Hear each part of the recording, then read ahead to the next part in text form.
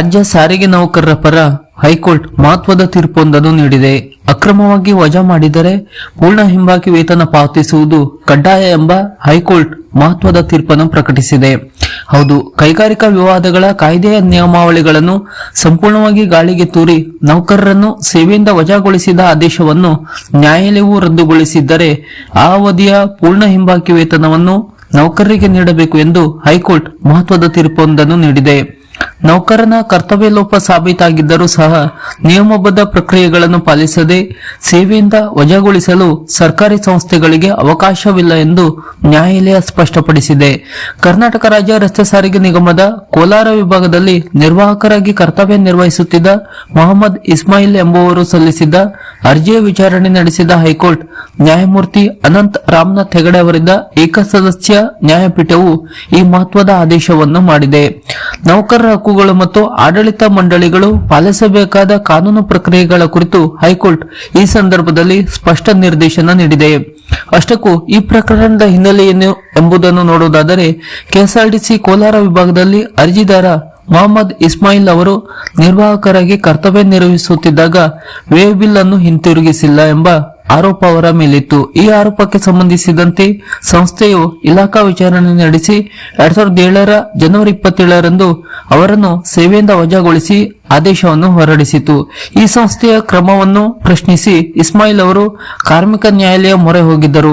ಬಳಿಕ ವಿಚಾರಣೆ ನಡೆಸಿದ ಕಾರ್ಮಿಕ ನ್ಯಾಯಾಲಯವು ಕೆಎಸ್ಆರ್ಟಿಸಿ ಆಡಳಿತ ಮಂಡಳಿಯು ಕೈಗಾರಿಕಾ ವಿವಾದಗಳ ಕಾಯ್ದೆಯ ಸೆಕ್ಷನ್ 33 ಅಡಿಯಲ್ಲಿ ಅಗತ್ಯವಾದ ಪೂರ್ವಾಪರ ಅನುಮತಿ ಪಡೆದಿಲ್ಲ ಎಂಬ ಅಂಶವನ್ನು ಗುರುತಿಸಿತು. ಅಲ್ಲದೆ ಕಾನೂನುಬದ್ಧ ಪ್ರಕ್ರಿಯೆಗಳನ್ನು ಪಾಲಿಸದೆ ವಜಾಗೊಳಿಸಿರುವುದು ಅಕ್ರಮ ಎಂದು ತೀರ್ಮಾನಿಸಿದ ಕಾರ್ಮಿಕ ನ್ಯಾಯಾಲಯವು ವಜಾ ಆದೇಶವನ್ನು ರದ್ದುಗೊಳಿಸಿ ಅರ್ಜಿದಾರರಿಗೆ ಹಿಂಬಾಕಿ ವೇತನ ನೀಡಲು ಆದೇಶವನ್ನು ನೀಡಿದೆ. ಕಾರ್ಮಿಕ ನ್ಯಾಯಾಲಯದ ಈ ಆದೇಶವನ್ನು ಪ್ರಶ್ನಿಸಿ ಹೈಕೋರ್ಟ್ ಮೆಟ್ಟಿಲೇರಲಾಗಿತ್ತು.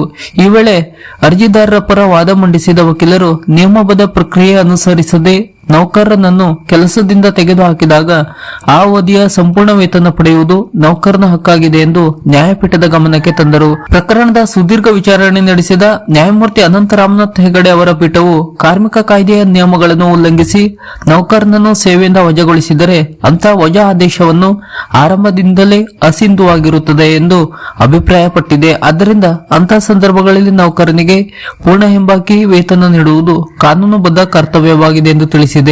ಅಲ್ಲದೆ ಕರ್ತವ್ಯ ಲೋಪ ಅಥವಾ ಆರೋಪಗಳು ಸಾಬೀತಾಗಿದ್ದರೂ ಸಹ ಸಂಸ್ಥೆಗಳು ತಮ್ಮಿಷ್ಟದಂತೆ ಕಾನೂನು ನಿಯಮಗಳನ್ನು ಗಾಳಿಗೆ ತೂರಿ ಕ್ರಮ ಕೈಗೊಳ್ಳಲು ಸಾಧ್ಯವಿಲ್ಲ. ನೌಕರನ ವಿರುದ್ಧ ಕ್ರಮ ಕೈಗೊಳ್ಳುವಾಗ ಶಾಸನಬದ್ಧವಾಗಿ ನಿಗದಿಪಡಿಸಿದ ಪ್ರಕ್ರಿಯೆಗಳನ್ನು ಕಡ್ಡಾಯವಾಗಿ ಪಾಲಿಸಬೇಕು. ಹಾಗೆ ಪಾಲಿಸದಿದ್ದಲ್ಲಿ ಅದರಿಂದಾಗುವ ಹಣಕಾಸಿನ ನಷ್ಟ ಮತ್ತು ಹಿಂಬಾಕಿ ವೇತನದ ಹೊರೆಯನ್ನು ಆಡಳಿತ ಮಂಡಳಿಯೇ ಹೊರಬೇಕಾಗುತ್ತದೆ ಎಂದು ನ್ಯಾಯಾಲಯವು ಎಚ್ಚರಿಸಿದೆ.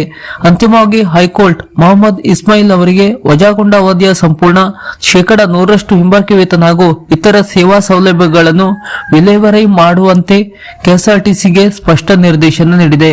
ಈ ತೀರ್ಪು ಸಾರಿಗೆ ಸಂಸ್ಥೆ ಸೇರಿದಂತೆ ವಿವಿಧ ಸರ್ಕಾರಿ ಮತ್ತು ಅರೆ ಸರ್ಕಾರಿ ಸಂಸ್ಥೆಗಳಲ್ಲಿ ಕೆಲಸ ಮಾಡುವ ನೌಕರರಿಗೆ ದೊಡ್ಡ ನ್ಯಾಯ ಒದಗಿಸಿದಂತಾಗಿದೆ.